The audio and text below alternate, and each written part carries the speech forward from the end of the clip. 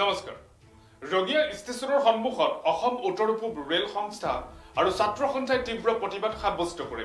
যাত্ৰীবাহী ৰেলসমূহ চলাচলৰ দাবীত এই প্ৰতিবাদী কাৰ্যসূচী গ্ৰহণ কৰে সংগঠন দুটাৰ কৰ্মীসকলে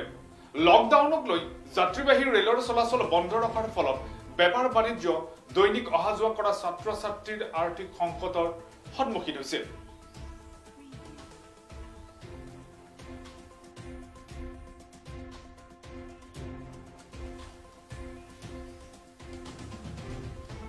পুনৰবাৰ জনাইছো ৰগিয়া ষ্টেচনৰ সন্মুখত অসম উত্তৰ পূব ৰেল সংস্থা আৰু ছাত্ৰ সন্থাই তীব্ৰ প্ৰতিবাদ সাব্যস্ত কৰে যাত্ৰীবাহী ৰেলসমূহ চলাচলৰ দাবীত প্ৰতিবাদী কাৰ্যসূচী গ্ৰহণ কৰে সংগঠন দুটাৰ কৰ্মীসকলে লকডাউনক লৈ যাত্ৰীবাহী ৰেলৰ চলাচল বন্ধ ৰখাৰ ফলত বেপাৰ বাণিজ্যকে ধৰি মহাবিদ্যালয়ৰ ছাত্ৰ ছাত্ৰীসকল যাতায়াত কৰাৰ ক্ষেত্ৰত আৰ্থিক সংকটত ভুগিবলগীয়া হৈছে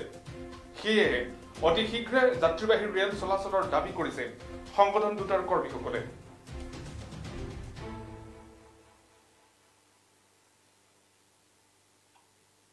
সংস্থা আজি আমি এই ৰঙিয়া ৰেল ডিভিজনৰ সন্মুখত আজি বিক্ষোভ কাৰ্যসূচী ৰূপায়ণ কৰিছো এইকাৰণে ৰূপায়ণ কৰিছো যে বৰ্তমান সময়ত লকডাউনৰ গইনা লৈ আজি বিশেষকৈ অসমত আমাৰ লোকেল ট্ৰেইনসমূহ চলাচল কৰাৰ বন্ধ কৰিছে কিন্তু অন্য ৰাজ্যত ত্ৰিপুৰা মহাৰাষ্ট্ৰ বা অন্য ৰাজ্যত বিহাৰত আদি কৰি লোকেল ট্ৰেইনসমূহ চলাৰ ব্যৱস্থা কৰিছে কিন্তু লকডাউনৰ গইনা লৈ কেৱল অসমত লোকেল ট্ৰেইনসমূহ বন্ধ আছে যাৰ বাবে আজি যাত্ৰীসকলে হাৰাশাস্তিৰ সন্মুখীন হ'ব লাগিছে গতিকে আমি ছাত্ৰ সন্থাৰ লগতে ৰেল যাত্ৰী সংস্থা ইয়াত প্ৰতিবাদী কাৰ্যসূচী ৰূপায়ণ কৰিছো আৰু অহা 9 তাৰিখে ইয়াৰ দাবীত এটা গণতান্ত্ৰিক আন্দোলন ছাত্ৰ সন্থাই গঢ়ি তুলিম বুলি আমি আজিৰ এই প্ৰতিবাদী কাৰ্যসূচীৰ জৰিয়তে আমি মোদী চৰকাৰে অসমৰ প্ৰতি চৰম অবিচাৰ কৰিছে কাৰণ ভাৰতবৰ্ষৰ বিভিন্ন প্ৰান্তত ৰেল চলি আছে এৰোপ্লেন চলি আছে ইণ্টাৰনেশ্যনেল ফ্লাইট চলি আছে বাছবোৰ চলি আছে কিন্তু কোভিডৰ গইনা দি এতিয়ালৈকে তেওঁলোকে পেছেঞ্জাৰ ট্ৰেইনবিলাক ৰেষ্টৰ কৰা নাই চালু কৰা নাই যাৰ ফলত অসমৰ ব্যৱসায় বাণিজ্য ক্ষতিগ্ৰস্ত হৈছে যাৰ ফলত আমাৰ দৈনন্দিন যিসকলে পেছেঞ্জাৰী কৰে যিসকলে দৈনন্দিন যাত্ৰা কৰে ৰেলত তেওঁলোক যথেষ্ট পৰিমাণে আৰ্থিকভাৱে ক্ষতিগ্ৰস্ত হৈছে যিসকল ব্যৱসায়ী সৰু সুৰা ব্যৱসায়ী তেওঁলোক ক্ষতিগ্ৰস্ত হৈছে আমাৰ ছাত্ৰ ছাত্ৰী কণ ছাত্ৰ ছাত্ৰী যিসকলে ইউনিভাৰ্চিটিত পঢ়ে কলেজত পঢ়ে MSc কৰি তেওঁলোক ক্ষতিগ্ৰস্ত হৈছে গতিকে মোদী চৰকাৰৰ এই সিদ্ধান্ত এতিয়ালৈকে অসমত পেছেঞ্জাৰ ট্ৰেইনবিলাক চালু নকৰাৰ এই সিদ্ধান্ত আমি বুজি পোৱা নাই আমি সেইকাৰণে দাবী কৰিছো যে অবিলম্বে সকলো কোভিডৰ পূৰ্বৰ যিটো পৰিস্থিতি ৰেলৰ ক্ষেত্ৰত সেইটো বাহাল কৰা দৰকাৰ কোনো ক্ষেত্ৰতে MST উঠাই দিয়া নহ'ব কোনো ক্ষেত্ৰতে আজি তেওঁলোকে অনলাইন টিকেট কৰি আছে কিন্তু অফলাইন টিকেট কৰাৰ ব্যৱস্থা আছে আমি দেখিছো BTCত ইলেকশ্যন হৈছে আজি বিহাৰত ইলেকশ্যন হৈ গ'ল এইবিলাকত কি কোভিড নাই নেকি আজি বাছত থেপাথেপিকৈ মানুহ গৈছে একদম বাছত গাত লগালগিকৈ মানুহ গৈছে টেম্পুত গৈছে ৰিক্সাত গৈছে তেনেহ'লে ট্ৰেইন কিয় চলিব নোৱাৰে ছ'চিয়েল ডিষ্টেন্স ইলেকশ্যনত আমাৰ স্বাস্থ্যমন্ত্ৰীও মানা নাই কেন্দ্ৰীয় মন্ত্ৰীবিলাকেও মানা নাই এনেকুৱা ক্ষেত্ৰত আজি পেছেঞ্জাৰ ট্ৰেইনবিলাক বন্ধ কৰি অসমৰ জনসাধাৰণৰ প্ৰতি চূড়ান্ত বিচাৰ কৰিছে আৰু আমি তাত তীব্ৰ প্ৰতিবাদ কৰিছো আৰু অবিলম্বে কোভিডৰ পূৰ্বৰ পৰিস্থিতি ৰেলৰ ক্ষেত্ৰত বাহাল কৰাৰ কাৰণে আজি আমি কেন্দ্ৰীয় চৰকাৰক দাবী কৰিছো আৰু ৰাজ্য চৰকাৰ মুখ্যমন্ত্ৰীলৈকে আমাৰ দাবী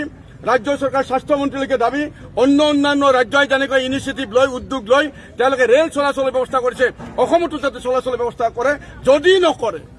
আজি অসমৰ প্ৰত্যেকটো দেশপ্ৰেমিক প্ৰত্যেকটো গণতান্ত্ৰিক সংগঠন ব্যক্তি ৰাজনৈতিক দল সংগঠনে সকলোৱে আজি এই দাবীৰ প্ৰতি সমৰ্থন আগবঢ়াইছে আৰু আমি অহা দিনত ইয়াতকৈ তীব্ৰ আন্দোলন গঢ়ি তুলিম আৰু আমি আশা কৰোঁ যে ৰাইজে সমগ্ৰ অসমত এই পেছেঞ্জাৰ ট্ৰেইনসমূহ চালু কৰাৰ কাৰণে কোভিড পূৰ্ব ৰেলৰ পৰিস্থিতি বাহাল ৰখাৰ কাৰণে আজি সমগ্ৰ অসমত ৰাইজ যাতে আগবাঢ়ি আহে মোদী চৰকাৰে অসমৰ প্ৰতি চৰম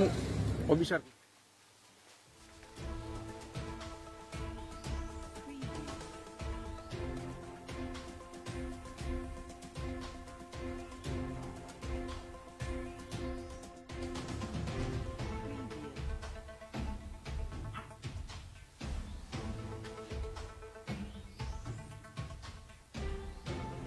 এনেদৰে ৰগিয়া ষ্টেচনৰ সন্মুখত অসম উত্তৰ পূব ৰেল সংস্থা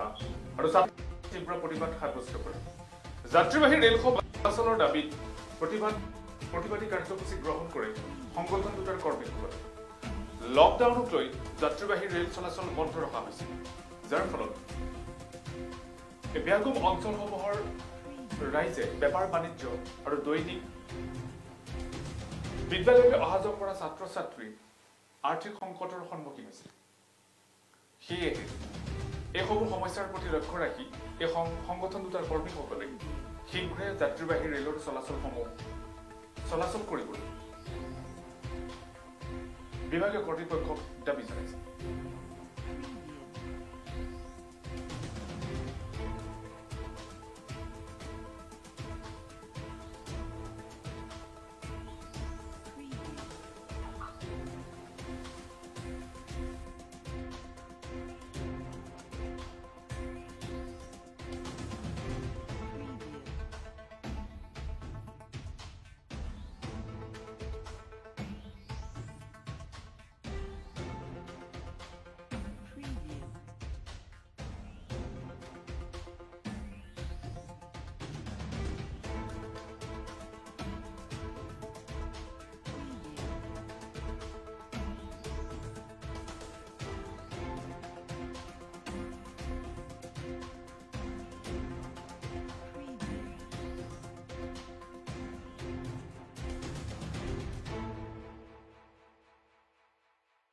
কৰোনা মহামাৰীৰ বাবে বন্ধ হৈ থকা এই যাত্ৰীবাহী ৰেল কেতিয়া খুলিব